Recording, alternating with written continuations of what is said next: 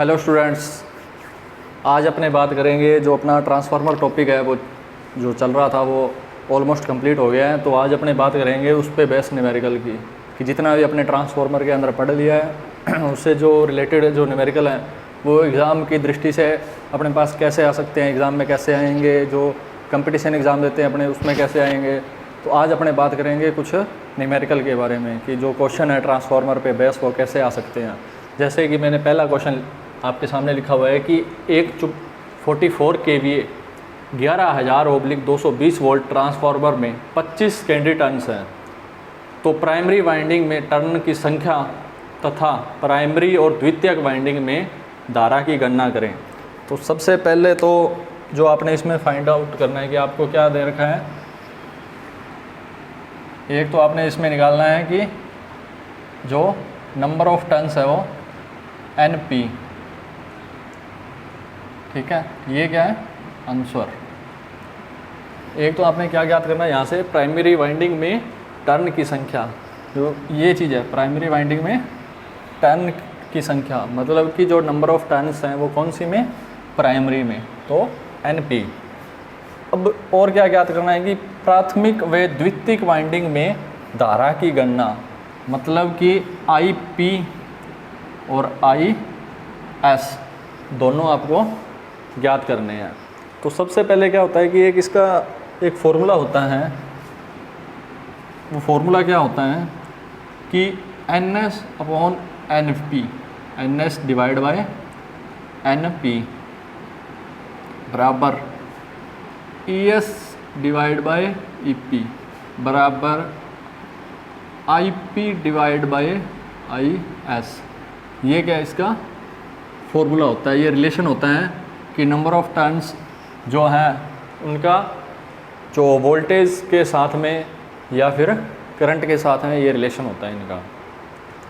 तो इसमें जो अपने फाइंड आउट करना है कि सबसे पहले तो NP करना है, तो NP करना है, लेकिन अपने को इनमें से क्या चीज़ पता है, इनमें से मेरे को ये क्या NS नंबर ऑफ टर्न्स हैं कौन से, सेकेंडरी के, ये NP नंबर ऑफ टर्न्स हैं कौन से, प्राइमरी के। ES जो ES की जगह आप V भी लिख सकते हो, एक ही बात है, कोई दिक्कत नहीं है इसमें। V की वोल्टेज कौन सी, सेकेंडरी की, VP प्राइमरी की वोल्टेज, IP प्राइमरी का करंट और IS सेकेंडरी का करंट। तो अपने को क्या फाइंड आउट करना है, अपने को करना है NP। तो इन NP करना है तो इनमें से अपने कौन कौन सा डाटा है जो अपने को नोन है, जो अपने को पता है। इसमें से अपने को ये वोल्टेज पता है सेकेंडरी और प्राइमरी की, क्या चीज़ है, वोल्टेज पता है, करंट अपने को नहीं पता। क्यों, करंट अपने दोनों करंट निकालनी है। तो जब अपने को वोल्टेज पता है तो मैं इतना फॉर्मूला यूज़ कर सकता हूँ। तो अगर अपने इतना फॉर्मूला यूज़ करेंगे तो NS upon divide by NP बराबर VS डिवाइड बाय VP। इसमें से मेरे को NP मेरे को ज्ञात करना है, लेकिन NS पता है मेरे को कितना है, 25। NP मेरे को ज्ञात करना है। वैसे ही सेकेंडरी जो वोल्टेज है वो मेरे को पता है। क्यों, यहाँ पे आपको देखो दे रखी है कि 11,000/220 वोल्ट, तो VS है जो सेकेंडरी वोल्टेज वो कितनी है, 220, और प्राइमरी कितनी है 11,000, मतलब कि 11 kV। अब जब मेरे को ये NP निकालना है तो मैं इसको, आप लोग ऐसे भी इसको सिंपलीफाई कर सकते हो, तिरछा गुणा करके बराबर NS इंटू VP। NP याद करना है तो NP बराबर NS into VP divide by VS। ये क्या हो जाएगा फॉर्मूला। अब इसी फॉर्मूले के अकॉर्डिंग जब अपने इसमें वैल्यू रखेंगे, NP मेरे को फाइंड आउट करना है, NS कितना है मेरे पास 25, VP कितना है, प्राइमरी में वोल्टेज कितनी है मेरे पास 11 kV, 11,000। VS कितना है मेरे पास, ये रहा 220। जब अपने इसको कैलकुलेट करेंगे तो अपने पास आएगा 1250 50, मतलब कि नंबर ऑफ टर्न्स कितने हैं अपने पास 1250। इस 1250 जब अपने पास NP आ गया, NP की वैल्यू कितनी आ गई 1250। तो अपने पास तीन चीज़ ज्ञात करनी थी, एक चीज़ अपने पास आ गई है 1250,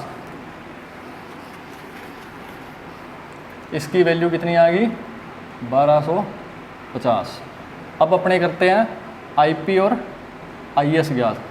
अब IP और IS जो होता है वो क्या होता है कि जो KVA है, जो KVA है वो किसके बराबर होता है कि IP इंटू VP। जो KVA है, जो उसकी आउटपुट जो पावर है वो क्या है, KVA अपने को दे रखा है, ये देखो क्वेश्चन में दिया हुआ है कि 44 KVA। KVA अपने को ऑलरेडी पता है, लेकिन अपने को ये भी पता है कि KVA बराबर क्या होता है IP into VP, IP into VP।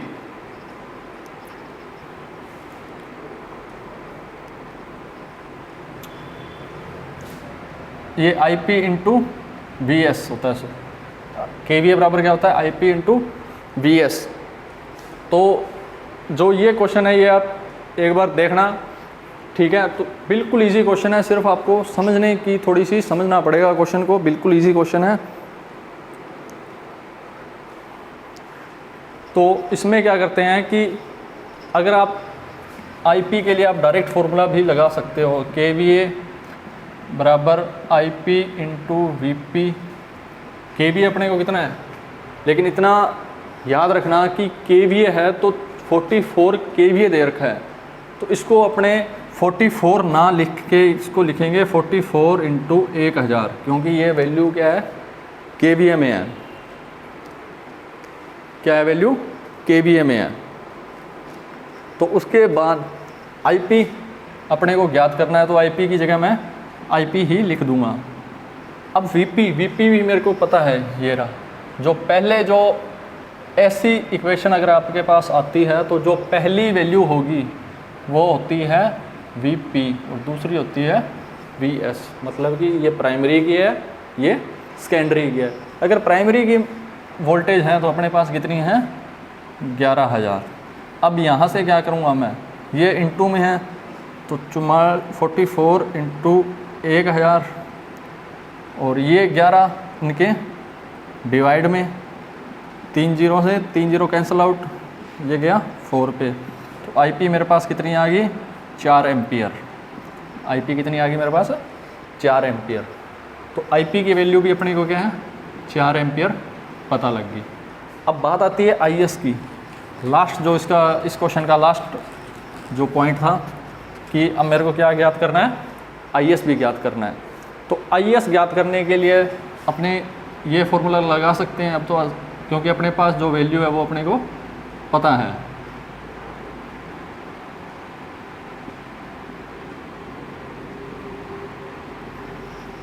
अपने ये फॉर्मूला लगा सकते हैं, क्यों, जब भी 4 में से अपने पास 3 वैल्यू पता है तो अपने फोर्थ जो वैल्यू है वो निकाल सकते हैं। तो इस हिसाब से क्या आएगा अपने पास कि VS VP IP, और ये याद रखना कि जो करंट का रेशो होता है वो इनसे अपोजिट चलता है। यहाँ पे देखिए सेकेंडरी की नंबर ऑफ टर्न्स, सेकेंडरी की वोल्टेज है, लेकिन करंट कौन सा है प्राइमरी का है। ये करंट का हमेशा याद रखना कि करंट क्या है इनसे अपोजिट लिखना है। अब VS 220, अगर सबसे पहले इसको सिंप्लीफाई कर लेते हैं कि मैं IS याद करना है, तो इसको जब करेंगे तो VS इंटू IS बराबर में IP इंटू VP। अब IS ज्ञात करना है तो IP VP divide by VS, ये इधर क्या आ जाएगा IS। अब ये फॉर्मूला आ गया अपने पास। तो इसमें मेरे हिसाब से किसी को कोई दिक्कत नहीं होनी चाहिए यहाँ तक, क्योंकि बिल्कुल ही सिंपल सा फॉर्मूला है। तो इसके आगे जब अपने अब अगर ये फॉर्मूला आपसे ड्राइव हो गया तो उसके बाद क्या करना है कि सिंपली इसमें वैल्यू रखनी है। वैल्यू कैसे रखनी है, IS IP कितना है, IP अपने 4 एम्पियर निकाला था। VP प्राइमरी की वोल्टेज कितनी है अपनी 11,000 kV, 11,000 वोल्ट। VS मतलब सेकेंडरी की अपनी है 220। जब आप इसको मल्टीप्लाई करेंगे आपस में, तो ये अपने पास आएगा कि लगभग 200 एम्पियर। कितना आएगा 200 एम्पियर।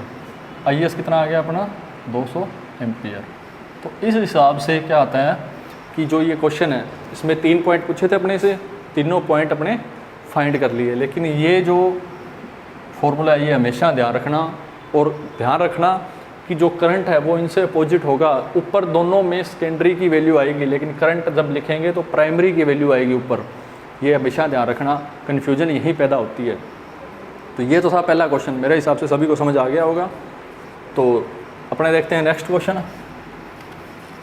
नेक्स्ट क्वेश्चन भी बिल्कुल ईजी है, जैसे ये फर्स्ट क्वेश्चन बिल्कुल ईजी था, वैसे ही क्या है सेकंड क्वेश्चन भी बिल्कुल ईजी है। सेकंड क्वेश्चन क्या कहता है कि एक 10 kVA 220 वोल्ट 50 हर्ट्ज ट्रांसफॉर्मर में शॉर्ट सर्किट परीक्षण में 340 वाट शक्ति व्यय होता है, और ओपन सर्किट परीक्षण में 168 वाट शक्ति व्यय होता है, और पावर फैक्टर है 0.8। तो इसमें क्या पूछा है आपसे, ट्रांसफॉर्मर की दक्षता पूछी है, ट्रांसफॉर्मर की दक्षता पूछी है। तो ट्रांसफॉर्मर की दक्षता का फॉर्मूला होता है, क्या होता है कि output into power factor, output into power factor plus losses, यही फॉर्मूला होता है। तो लेकिन इसमें आउटपुट अपने को पता है कितनी है 10 kVA। पावर फैक्टर इसने दे रखा है कितना 0.8, सेम वैल्यू नीचे रहेगी। लेकिन इसने लिखा हुआ है लॉसेस, लेकिन क्वेश्चन में उसने डायरेक्ट लॉसेस नहीं बताए हैं, डायरेक्ट लॉसेस नहीं बताए हैं, क्योंकि इस लॉस में क्या होता है कि एक तो होता है कॉपर लॉस और एक आयरन लॉस, ये 2 लॉसेस होते हैं। लेकिन उसने डायरेक्ट क्वेश्चन में ये लॉसेस नहीं बताए हैं, लेकिन उसने ये बताया है कि शॉर्ट सर्किट परीक्षण से जो आपको शक्ति व्यय मिलता है वो कितना मिलता है 340, और शॉर्ट सर्किट परीक्षण से जो लॉस ज्ञात करते हैं वो अपने कौन सा करते हैं कॉपर लॉस, इसलिए उसने कॉपर की वैल्यू दे दी कॉपर लॉस की 340 वाट। दूसरी तरफ उसने लिखा है कि ओपन सर्किट परीक्षण से 168 वाट शक्ति व्यय को दर्शाता है। और आप लोगों को ये अच्छी तरह पता है कि जब भी ओपन सर्किट टेस्ट करते हैं ट्रांसफार्मर में, तो जो लॉस होता है वो कौन सा आता है आयरन। तो इसमें वैल्यू दे दी 168 वाट। अपने पास वैल्यू सारी कवर हो चुकी है, तो अपने क्या है नॉर्मली वैल्यू रखनी है। तो अब इसमें जब वैल्यू रखेंगे अपने, तो आउटपुट कितनी है, ये रही, ये देखो आउटपुट कितनी है अपने पास 10 kVA। तो सेम 10 इंटू 1000, क्योंकि ये क्या है 10 kVA है, इंटू पावर फैक्टर कितना है अपने पास 0.8। ये देखो ये बताया हुआ power factor 0.8 divide by 10 1000 into 0.8, ये तो क्या है सेम, प्लस अब उसने लॉसेस, तो लॉसेस अपने पास ऑलरेडी आ चुके हैं 340 प्लस 168। तो जब इसको अपने कैलकुलेट करेंगे, तो कैलकुलेट करने के बाद जो अपने पास इसका आंसर आएगा वो कितना आएगा कि लगभग कितना आएगा इसका 94%। लगभग कितना आएगा इसका, यहाँ पे मैं लिख देता हूँ जैसे कि नीटा क्या होता है, एफिशिएंसी को किससे डिनोट करते हैं नीटा से। ये साइन किसका है नीटा का, नीटा इसकी एफिशिएंसी आएगी लगभग 94%। कितनी आएगी 94%। इस हिसाब से कई बार क्या होता है कि क्वेश्चन में क्वेश्चन में जब आपके सामने जैसे क्वेश्चन है तो क्वेश्चन में उसने डायरेक्ट लॉसेस ना देके क्वेश्चन को कई बार घुमा जो कंफ्यूज करने के लिए भी दिया होता है। तो उसमें आप लोगों ने यही देखना है कि जैसे अपने पढ़ा हुआ है कि शॉर्ट सर्किट परीक्षण जब करते हैं अपने कौन सा लॉस ज्ञात करने के लिए करते हैं, कॉपर लॉस ज्ञात करने के लिए करते हैं। तो वैसे उसने बता दिया कि शॉर्ट सर्किट जब मैंने टेस्ट किया तो मेरे पास जो रिजल्ट आया वो 340 वाट आया। मतलब कि क्वेश्चन वाले का जो क्वेश्चन है उसका क्वेश्चन का कहने का मतलब ये है कि जब शॉर्ट सर्किट टेस्ट किया तो 340 वाट आंसर आया। तो वो 340 वाट क्या चीज़ है, वो कॉपर लॉस है। ठीक है स्टूडेंट्स, तो ये भी जो क्वेश्चन था इसी तरह था। जो अपने पास जो इसका फाइनल आंसर है वो कितना आ जाएगा, 94%। उसके बाद देखते हैं अपना जो क्वेश्चन थर्ड है।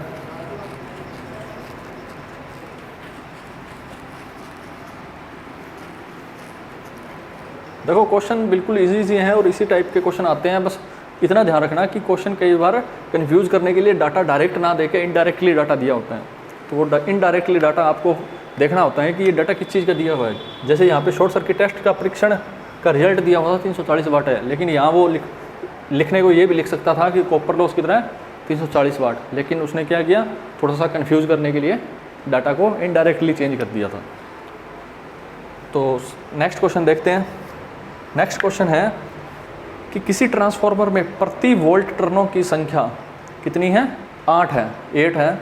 तो प्राथमिक वोल्टता 110 वोल्ट है, VS 25 वोल्ट है। तो प्राथमिक व द्वितीयक वाइंडिंग में टर्नों की संख्या ज्ञात करो। जो इसने जो पहली लाइन लिखी है कि ट्रांसफार्मर में प्रति वोल्ट टर्नों की संख्या 8 है, मतलब कि इसका कहने का मतलब है आंसर 3 कि 1 वोल्ट बराबर 8 टर्न है। कितने हैं, 8 टर्न है।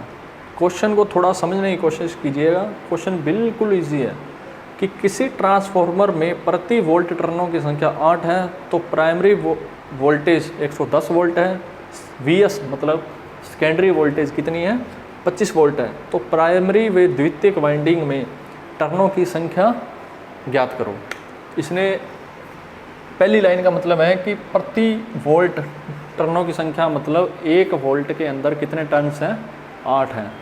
और क्या दिया हुआ है इसने कि और अपने को VP बताया हुआ है। प्राइमरी वोल्टेज कितनी है, 110 वोल्ट, VS सेकेंडरी कितनी है, 25 वोल्ट। अब इसने क्या पूछा हुआ है कि प्राइमरी में NS और NP और NS, मतलब कि प्राइमरी में और सेकेंडरी में दोनों में टर्नों की संख्या पूछी हुई है। तो इसमें आप लोगों को क्या करना है कि जब अपने को पता है कि 1 वोल्ट में कितने हैं, 8 टर्न्स हैं, तो 110 वोल्ट में कितने होंगे। तो NP कैसे निकालेंगे कि अपने पास वोल्टेज है 110 वोल्ट इंटू 1 टर्न में कितने हैं, 8, तो 110 में कितने होंगे, 880 टर्न, 880 टर्न। वैसे ही सेम कैसे क्या है कि VS कितनी है, 25, और अपने को पता है 1 वोल्ट में 8 है, तो 25 में कितने होंगे,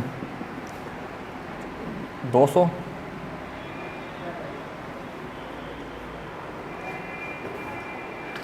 ठीक है, तो इस हिसाब से जो अपने क्वेश्चन है वो होते हैं। इसको आप ऐसे भी कर सकते थे कि NS divide by NP, VS divide by VP। आप इस फॉर्मूले से भी इसको कर सकते थे, और इस हिसाब से अगर आप करते हो तो भी आपका आंसर बिल्कुल करेक्ट होगा। दोनों तरीके से सेम आंसर आएगा आपका।